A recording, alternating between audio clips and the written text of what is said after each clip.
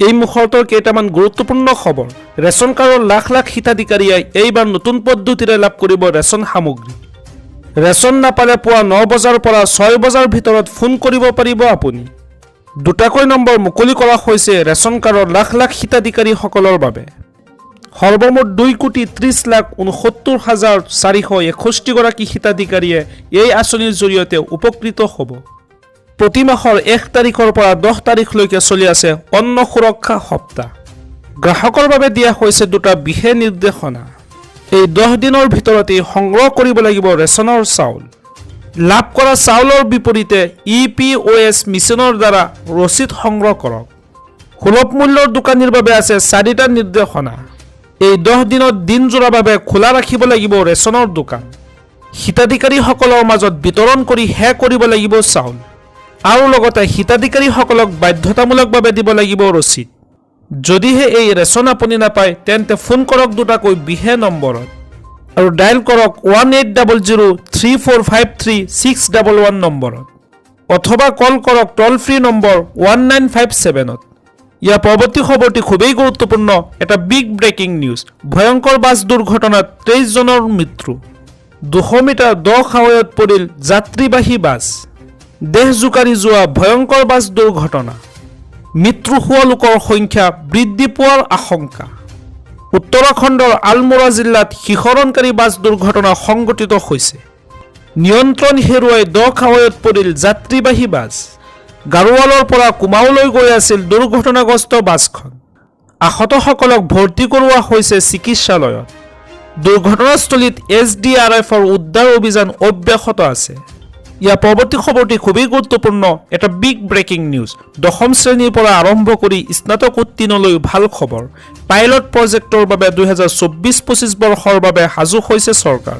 আজিয়ে কৰক নাম পঞ্জীয়ন। ৰাজ্য চৰকাৰে আনিলে সোণালী সুযোগ। 1,25 লাখ শিক্ষিত যুৱশক্তিৰ বাবে দিছে ভাল খবৰ। পাইলট প্ৰজেক্ট 2024-25 বৰ্ষৰ বাবে আৰম্ভ হৈছে প্ৰধানমন্ত্ৰী ইণ্টাৰ্ণশ্বিপ আঁচনি। ইতিমধ্যে মুকলি কৰা হৈছে ৱেবছাইট। সুবিধা লাভ কৰা যুৱক যুৱতীয়ে প্ৰতিমাহে লাভ কৰিব 5,000 টকা আৰু লগতে পাব এককালীন 6,000 টকাৰ ভাত্তা। সমগ্ৰ দেশৰ 500খন শীৰ্ষ কোম্পানীত দেশৰ নিবনুৱাই লাভ কৰিব ইণ্টাৰ্ণশ্বিপৰ সুবিধা। ইফালে আকৌ ৰাজ্য চৰকাৰে আৰম্ভ কৰিছে প্ৰধানমন্ত্ৰীৰ ইণ্টাৰ্ণশ্বিপ আঁচনি। এই পাইলট প্ৰজেক্টৰ বাবে আজিয়ে কৰক আবেদন। পঞ্জীয়নৰ অন্তিম তাৰিখ 10 নৱেম্বৰ বুলি ঘোষণা কৰা হৈছে। সমগ্ৰ দেশৰ 1,25 লাখৰ ভিতৰত অসমৰ পৰা অন্তৰ্ভুক্ত হ'ব 3,523 গৰাকী। 21 বছৰৰ পৰা 24 বছৰ বয়সৰ শিক্ষিত নিবনুৱাই কৰিব পাৰিব আবেদন। এই আঁচনিৰ আবেদনৰ বাবে প্ৰয়োজনীয় নথিপত্ৰ আধাৰ কাৰ্ড, শিক্ষাৰ অৰ্হতা প্ৰমাণপত্ৰ দৰকাৰ হ'ব আৰু লগতে পঞ্জীয়নৰ সময়ত দাখিল কৰিব লাগিব আয়ৰ প্ৰমাণপত্ৰ। 10ম শ্ৰেণীৰ পৰা আৰম্ভ কৰি স্নাতক উত্তীৰ্ণ শিক্ষাৰ্থীসকলে এই আঁচনিৰ বাবে আবেদন কৰিব পাৰিব। মুখ্যমন্ত্ৰীৰ আত্মনিৰ্ভৰ অভিযান। আপোনালোকে জানে যে ৰাজ্য চৰকাৰৰ বাজেটত আমি ঘোষণা কৰিছিলোঁ যে 2 লাখ যুৱকক আমি আত্মসংস্থাপনৰ বাবে 2 লাখ টকাৰ আমি সহায় বা সাহায্য আমি দিম আৰু তাৰ মূল ধাৰণাটো হ'ব যে 1 লাখ সাহায্য আৰু 1 লাখ টকাৰ ঋণ।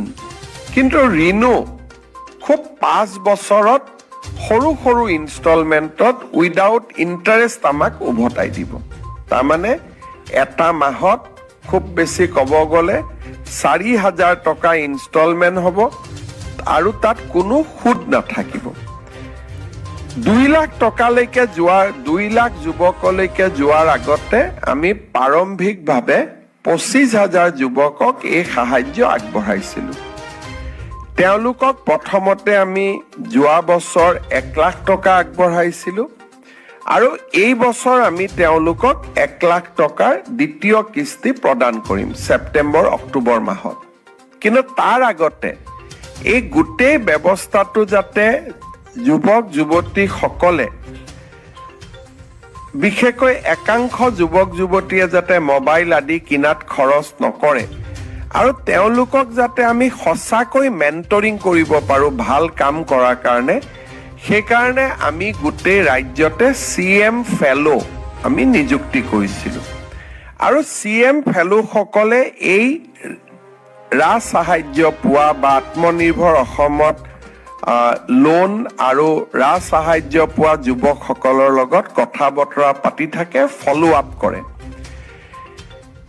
এই ব্যৱস্থাৰ কাৰণে এইবাৰ আমি ৰাজ্যখনত বহুতো CM AAA পোৱা যুৱক যুৱতীয়ে চিৰিয়াছলি কাম কাজ কৰা দেখা পাইছোঁ। ইনফেক্ট মই আজিও এখন সভাত এজন যুৱকক লগ পাই আহিছিলোঁ। তেওঁ মোক কৈছিলে যে CM AAAৰ দ্বিতীয় ইনষ্টলমেণ্টটো কেতিয়া দিব? মই ক'লো, বাবা তুমি তেতিয়া পাবা যেতিয়া এই 1 লাখ টকাৰ ভাল ব্যৱহাৰ হয়।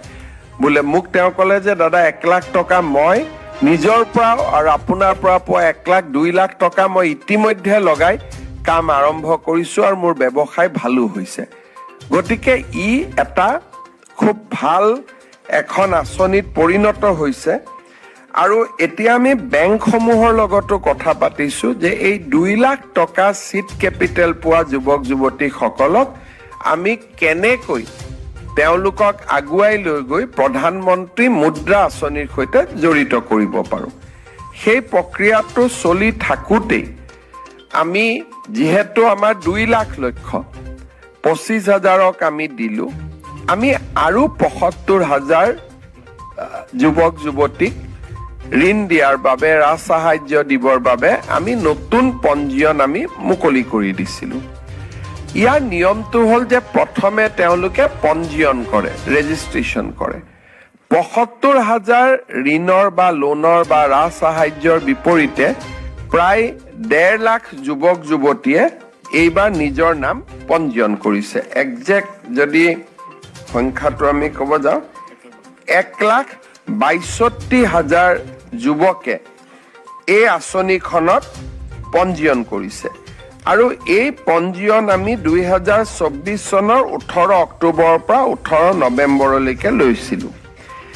এতিয়া কথাটো হ'ল যে এই 1,62,000 আবেদনকাৰীয়ে প্ৰথম পঞ্জীয়ন কৰিলে, পঞ্জীয়নৰ পিছত কি কাম কৰিব